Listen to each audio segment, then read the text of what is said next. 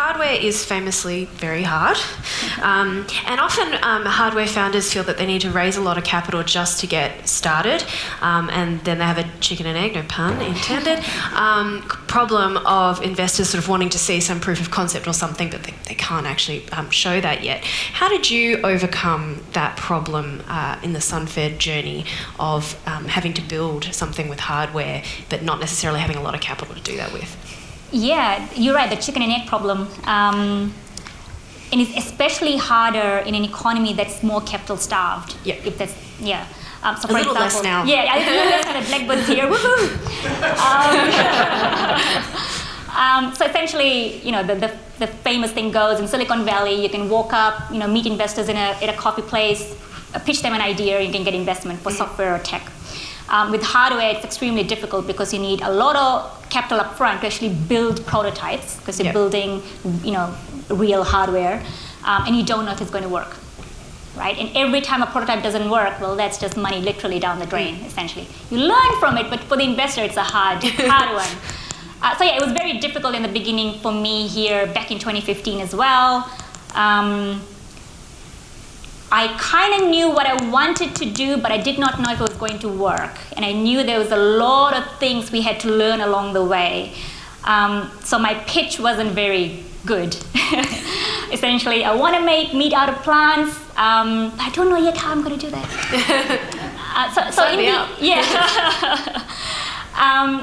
And I wanted to keep it really clean because that was my biggest gripe. I had personally, before I started Sunfed, huge meat eater. I come from Fiji, so all we do is eat meat. No Fiji Indians here. And in my early 20s, I started grappling with that, and I couldn't personally find enough options that I wanted to eat. And I like to run, and I like to eat clean, and all the meat alternatives I found on the market just didn't quite give me what I was looking for. So I went through that breakup with meat. With lots of one-night stands. It's not an easy breakup. So I wanted to do things really differently, which was you do it very cleanly using water. So there was a lot of unknowns that had not been done, and there was nothing off the shelf we could use. So long story short, I needed money to build hardware, to test it. It was very difficult to raise capital at that stage, so I had to self-fund it. Yeah. So luckily, I had a house which I could mortgage, which was fantastic. So I used that to fund the initial R&D phase. And once we had the major breakthroughs, like the really critical breakthroughs around creating those long meaty fibers out of proteins, that's when we could attract investors, and actually quite easily because it was quite a unique breakthrough. So they needed to actually see the beginning of the product, or exactly. So we were able to make prototypes of the product by then using the things we had built, and so they could actually see something tangible. So essentially, we reduced the risk for investment by that point in time.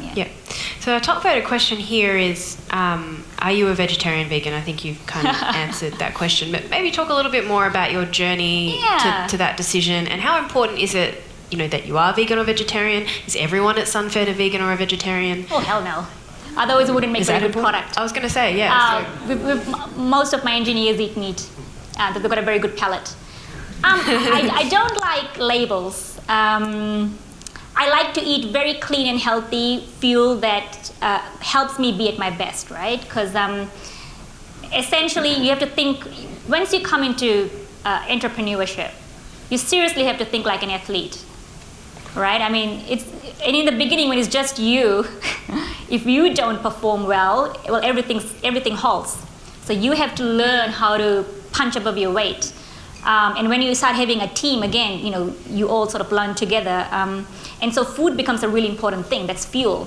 So whatever you put in yourself directly impacts how you think, how much stamina you have, all of those things. So in that sense, I'm very particular about food. And for me personally, it doesn't have to be for everyone, because everyone's body is different. You have to figure out what works for you.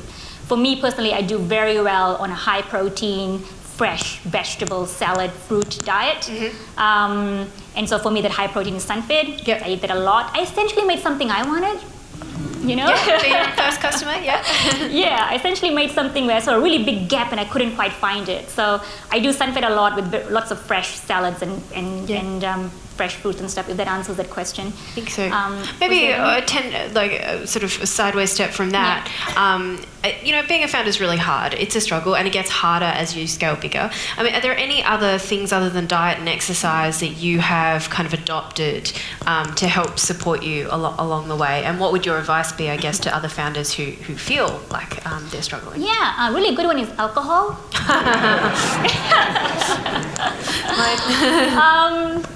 I think essentially I had to get comfortable with the unknown. Yep.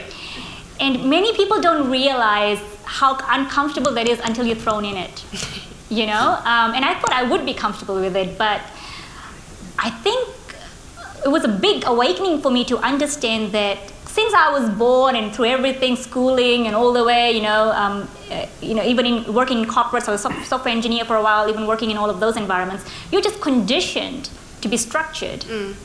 And you get used to working in structured environments where you have a lot of support, someone else is doing something else and you just focused on this. Then all of a sudden you put yourself in an environment where there's so many unknowns and your mind just goes, can't cope, So that probably was the biggest thing, was first recognizing that. Yep. And then teaching yourself, slowly to become friends with the unknown until you come to a place where you love it. You thrive in that environment because then to you it means new possibilities. So that to me probably was the biggest thing I had to work on. Mm-hmm. Yeah. Cool. This is a good question. Very early on there was pushback from the poultry industry and to some extent regulators and so on around using the word chicken or somehow, chicken-free chicken. And I don't think that's, potentially, it's still a fact of life at the moment. I guess, how did you deal with that? And was that a help or a hindrance? Well, the Poultry Association coming after us was fantastic. I mean, that was free marketing. So. And did you expect it? And no, no, we didn't. So that was excellent. They actually lodged a formal complaint. It was a big deal for us, and you had to go to the Commerce Commission. We had to work That's through it. That's pretty scary, right? For a startup to receive lawyers' letters from big moneyed associations. At that time, I was like, shit, I have to be a lawyer. Google. Essentially, I had to do it all myself. And then I had to go to the Commerce Commission and do the whole interviews and stuff and answer questions. But New Zealand, that's the great thing about being here. We actually, back in the day, we made a very conscious decision as a country. We will never adopt protectionist measures. It was a really conscious thing that the government did. And so, how we're set up, it's a big deal where you don't let big industries control certain things. So the Commerce Commission looked into it. They had to, and they fairly then ruled that they didn't think anyone was going in, buying chicken-free chicken, going home misled. And going, it's not animal meat. Consumers are not that dumb. That bit was all fine. But that's the only negativity we've received is from industry, which is very different from farmers. So from farmers, the only thing we've received in huge amounts is just positive feedback and just they want choice. That's what people don't realize. What's happened is because we have so much dependency on animal agriculture, they don't have any other choice right now they can easily move to. I mean, farmers are essentially business people too. They've got an asset and they want to maximize it. But the only way for them to maximize it is for a market to be there for them to have really good commercially viable options. So with Sunfed, we're trying to build that new industry, that new protein industry, that they actually have a choice where they go, right, do I want to put cows on my land or do I want to put yellow peas? And that's the shift, right? The goal is to build an industry where we can actually offer a better commercially viable choice to them. But for that, you need those economies of scale. So farmers see the opportunity here. We haven't had issues with that. Australia was a different ball game. So when we launched in Australia, it was very surprising. Like I said, we don't see that in New Zealand, but in Australia, the Minister of Agriculture herself, right? So she tweeted and said, chicken-free chicken is in New Zealand. Misleading. We have to protect our farmers, she said. And it got quite funny, and because people were like tweeting back and saying, pea crop farmers are also farmers. Also farmers, quite.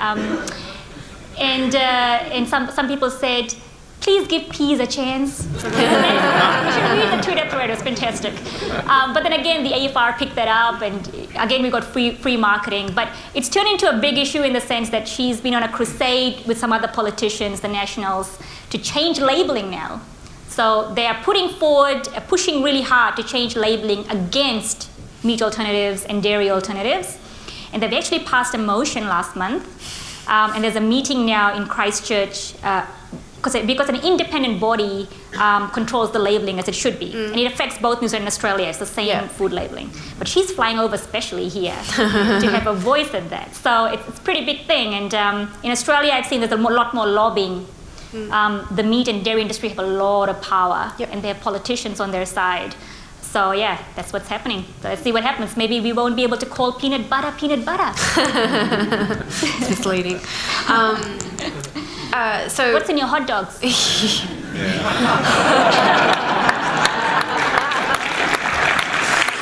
Oh god.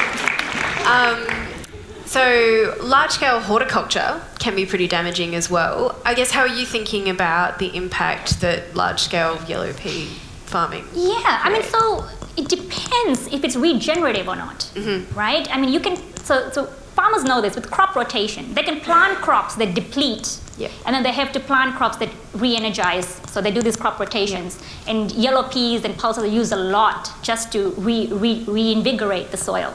So it depends what you grow and how you grow it. So things do you feel like it's actually a good crop from it's a fantastic crop than for taking that, out? yeah. And you don't need as much land. That's the thing. A lot of land right now is used to grow the food. So soybean farms and that's one of the key reasons for the deforestation in the Amazon is to grow soybeans. And so then they're fed to the animals who also take land, and then you get a piece of meat. So that will get reduced quite a lot because from yellow peas you can get a lot more protein than you can get from an animal. So the land use goes down, and they're regenerative, and they don't need so much. They don't need tons and tons of fertilizer. And because they're not depleting it, you don't have to keep putting it back. So it just depends what you're growing and how you're growing it. Agriculture is actually very worrying. And the more I look into it, I realize it's actually a really big issue people should be aware of. I mean, agriculture is the foundation of human civilization. Once we started growing crops in one area, that's when we formed civilizations from being nomadic. And food is the foundation of human health, right? Food is something we eat all the time. It's the largest market. And so it has such a huge impact all the way from human health to planet health. And so how we've been growing food at large scale, it's broken. And that needs to be fixed, which means going back to basics. So you retain soil health and water health, but using tech in a very clever way. Technology is just a tool, it's how you use it. And so all of those things are possible. It just needs to be done in a way, in a commercially viable way, where it can be a really good example. And so we hope at Sunfed we can show a really large-scale, commercially viable system that's still very regenerative, and that can show people it's doable. Great. Maybe take you back to the R&D process again. How long was it from sort of first tinkering and I mean, you're a software engineer, right? You're not from the food science world. You're not from the hardware world. You know, how did you even come to sort of have an inkling of what approach you might take to solve this problem? Yeah. Well, I essentially had a breakdown. Well, I call it an existential crisis, and then quit my job, and then went into self-imposed exile. And a lot of time to think. Yeah, a lot of time to think. So cut myself off from everything. And at that time I was trying to figure out what I wanted to do with my life. And then I started reading up a lot. So there was a lot of information, because meat alternatives have been around for a very long time. Your tofurkeys and the sort of old school ones with a lot of soy and wheat, a lot of stuff. But they've been around for a very long time, just like electric cars. But they've had a lot of stigma. Just like electric cars. Like electric cars were slow and buggy and looked unsexy and couldn't get you that far, like, you know, all of this stigma. And so meat alternatives had the same thing. So they only appealed to vegetarians and vegans. And so the question was, can you make something that could appeal to your everyday meat eater? So there were certain things I could read up on, enough literature, but then there was those big unknowns, you know, can you actually do it a different way? So I read up a lot because I had time on my hands. And then by the time 2015 came and I was ready to, officially set up the company, I was like, all right, this looks like the right way to go, which was that hardware path. It gave us more control about how we could do certain things, but we had to try it. So essentially, that's sort of how it came about. But then we had to jump in and it was 2 years, I guess, from 2015 to 2017. So 2014, if you take my thinking, it was sort of 3 years, but if you start with the company, so it's about 2 years. And would you recommend for founders that they kind of quit their jobs and do that full time, or do you, if you did it again, would you tinker on the side? I would not wish breakdowns on everyone. Could be a good thing. Struggle. Struggle.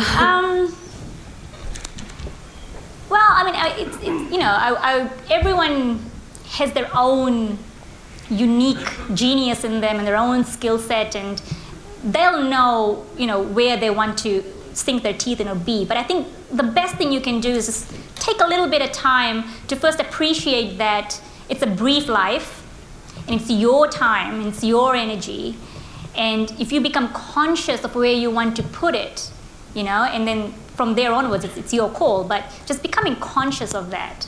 For me, that was a huge revelation that for most of our life, we're in autopilot. We don't even know it. So for me, my parents were teachers, grew up straight A student, went to university, did all the way to my master's, and then hit a breakdown because I kind of realized, it's just one thing after another. You go check, I'm supposed to do this, supposed to do that, and then at some point you go, it's not fulfilling. So just kind of appreciating that, all right, this is my time on this planet. This is the time and energy I have. This is the skill set I have. This is the problem I want to solve. Because it was also that, removing myself from defining myself from what I do and just going, right, what does the world need? Okay, if we try and solve that problem, or if we just start it so others can build on it, then that's kind of good, And so that's kind of how we come at it, and my team are also similar. The purpose and the mission, great. What's in the pipeline in terms of products, and if we can fit another one in, an interesting question around, can you sort of have a dispersed micro-scale community style production model? Yes, that is sort of what we're looking at. So our scale-up plan is not to have one giant facility servicing the world. We do want to localize it, but it has to be a very clear strategy, especially with hardware, how you do that. So that would be kind of cool, which is you've got your pea protein farms, all the infrastructure you need, and then out comes whatever you make out of it, and have that all localized in different areas. But what's in the pipeline? Some of which you tried. We're very excited. So we have, essentially in the R&D, it was not about the chicken. In the R&D, it was essentially, can you take plant proteins which have no structure, and can you actually create the long fibers that meat have and then cross-link them, right? And so that's essentially what we're able to do. So once you do that, what you make out of that is not that much of a leap. So it's like a platform technology. It's like the platform technology, correct. So we did the chicken because we felt, that was where the trends were going and people were going towards chicken, like I said in my talk, so could we give them a choice there? But we also have beef and bacon and a couple of others that has really good. So we hope to launch that next year. Excellent. The chicken kept us quite busy. Because surprisingly, it had high demand. But we want to move on to those other forms of meat as well. But even with the chicken, like we haven't done a burger or a sausage. It's actually like a base chicken product, like a chicken breast. Thigh or something, So with that, you can do so much already. You can make all the other different formats. So we do everything ground up, sort of, think what the problem is all the way to the root and then build it up ground up. And I think that while it's harder to set that up in the beginning, it just gives you so many different options later. Excellent. Well, thank you so much, Shama. Everybody, please. My pleasure.